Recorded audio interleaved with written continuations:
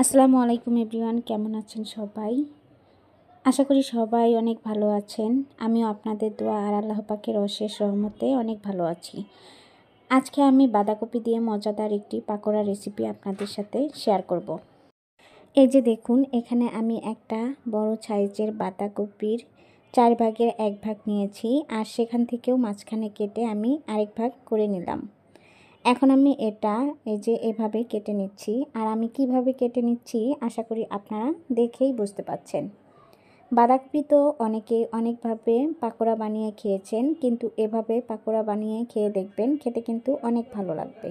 এই যে এখন আমি একটা টুথপিক এর মধ্যে দিয়ে দিলাম, এরপর এই সাইডেও আরেকটা দিয়ে দিলাম। এখন আমি এটা এরকম করে কেটে নিব। একটা কেটে নিয়েছি, একইভাবে আমি সবগুলো কেটে নিব।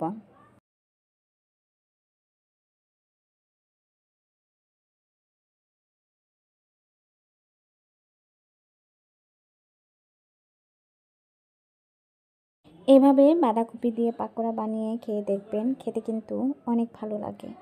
যাই হোক, দেখুন আমি একসাথে 8টা এরকম করে বানিয়ে নিয়েছি। এখন একটা প্লেটে তুলে নিচ্ছি।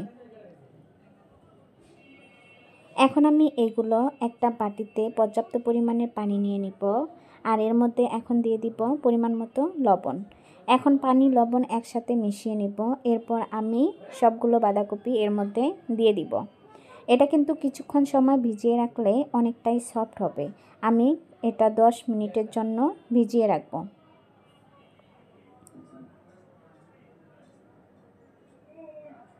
বাটিটা এক সাইডে রেখে দিব। এখন আমি আরেকটা বাটি নিয়ে নিব, এর মধ্যে দিয়ে দিব হাফ কাপ চালের গুঁড়া। শুকনো চালের গুঁড়াটা আমি নিয়েছি। দিয়ে দিব হাফ কাপ ময়দা। এখন এখানে দিয়ে দিব 2 টেবিল চামচ কর্নফ্লাওয়ার। আপনারা চাইলে ময়দার পরিবর্তে বেসন দিয়েও কিন্তু এই রেসিপিটি করে নিতে পারবেন। দিয়ে দিব পরিমাণ মতো লবণ, 1 টেবিল চামচ লাল মরিচের গুঁড়া, 1 টেবিল চামচেরও কম হলুদের গুঁড়া, 1 টেবিল চামচ ভাজা জিরা গুঁড়া, 1 টেবিল চামচ ধনিয়া গুঁড়া। এখন এর মধ্যে দিয়ে দিব 1 টেবিল চামচ আদা রসুন বাটা। এখন এর মধ্যে পরিমাণ মতো পানি দিয়ে ভালো করে একটা ব্যাটার তৈরি করে নেব। আর পানিটা আমি একবারে দিব না, কয়েকবারে দিয়ে তারপর ব্যাটারটা তৈরি করে নেব। আর ব্যাটারটা কীরকম থাকবে সেটা কিন্তু আপনারা দেখেই বুঝতে পারবেন। এর ঘনত্বটা কেমন, পাতলা না ভারী, সেটা কিন্তু আপনারা এখানে দেখলেই বুঝতে পারবেন। দেখুন আমি ব্যাটারটা মিশিয়ে নিচ্ছি।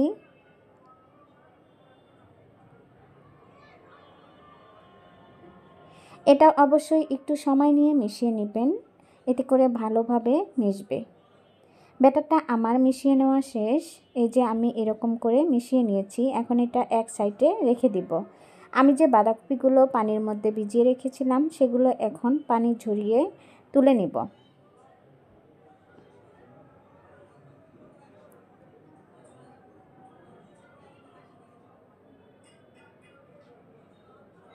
আমি সবগুলো পানি ঝরিয়ে একটা প্লেটে তুলে নিয়েছি। এখন আমি একটা একটা করে এই যে ব্যাটারের মধ্যে দিয়ে দিব, আর এটা ভালো করে কুট করে নেব। আপনারা চাইলে একটা একটা করে তুলেও ভেজে নিতে পারবেন, আবার চাইলে অনেকগুলো একসাথে করে তারপর ভেজে নিতে পারবেন। আমার কাছে এভাবে সুবিধা মনে হয়েছে, আমি এভাবে করে নিয়েছি। একসাথে আমি 3টা কুট করে নিয়েছি। এখন আমি চুলায় একটা টপার বসিয়ে এর মধ্যে পরিমাণ মতো তেল দিয়ে গরম করে নিয়েছি। এখন একটা একটা করে এর মধ্যে দিয়ে দিব। আমি একসাথে 4টা দিয়ে নিব। আপনারা যদি টপারটা একটু বড় নেন তাহলে সবগুলো একসাথে ভেজে নিতে পারবেন। এক পাশে হয়ে গিয়েছে, অন্য পাশে আমি উল্টিয়ে দিব। আর এটা চুলার আঁচটা মিডিয়াম টু লোয়ের মাঝামাঝি রেখে উল্টিয়ে পাল্টিয়ে ক্রিস্পি করে ভেজে নিতে হবে।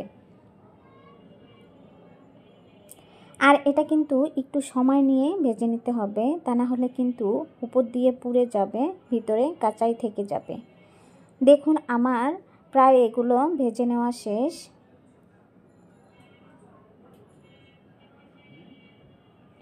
এখন আমি একটা একটা করে তেল ঝরিয়ে তুলে নিব। কালারটা কেমন হয়েছে আশা করি আপনারা দেখেই বুঝতে পারছেন। এভাবে একদিন পাকোড়া বানিয়ে খেয়ে দেখবেন, আর কেমন হয় আমাকে অবশ্যই কমেন্ট করে জানাবেন। আমার এই সহজ সুন্দর রেসিপিটি যদি আপনাদের ভালো লাগে তাহলে আমার চ্যানেলটি সাবস্ক্রাইব করে দিয়ে পাশে থাকা বেল আইকনটি অন করে রাখবেন। যে কোনো নতুন ভিডিও আপলোড করার সাথে সাথে আপনাদের কাছে নোটিফিকেশন চলে যাবে, আর সময় সুযোগ করে আপনারা দেখে নিতে পারবেন। এক ব্যাচ আমি ভেজে নিয়েছি, দ্বিতীয় ব্যাচও একইভাবে ভেজে নেব। আর যারা অলরেডি আমার চ্যানেলটি সাবস্ক্রাইব করে দিয়েছেন তাদেরকে অসংখ্য অসংখ্য ধন্যবাদ। আর হ্যাঁ বন্ধুরা, আমার এ পর্যন্ত যারা ভিডিওটি দেখে কমেন্ট বা লাইক করেন নাই, প্লিজ লাইক করে দিবেন আর একটা কমেন্ট করবেন। আমার ভিডিওটি যদি আপনাদের কাছে ভালো লাগে অবশ্যই কমেন্টের মাধ্যমে জানাবেন। আর আমার যদি ভিডিওতে কোনো রকম ভুল হয়ে থাকে সেটাও কিন্তু কমেন্টের মাধ্যমে জানাবেন। দেখুন আমি তেল ঝরিয়ে সবগুলো ভেজে নিয়েছি আর একটা প্লেটে পরিবেশন করে নিলাম। হ্যাঁ বন্ধুরা, আপনাদের একটা লাইক আর কমেন্ট আমার এই কঠিন পথটা চলা অনেকটাই সহজ করে তুলবে। ভিডিওটি আর বেশি বড় করব না, আজ এ পর্যন্ত। সবাই ভালো থাকবেন, সুস্থ থাকবেন। আল্লাহ হাফেজ।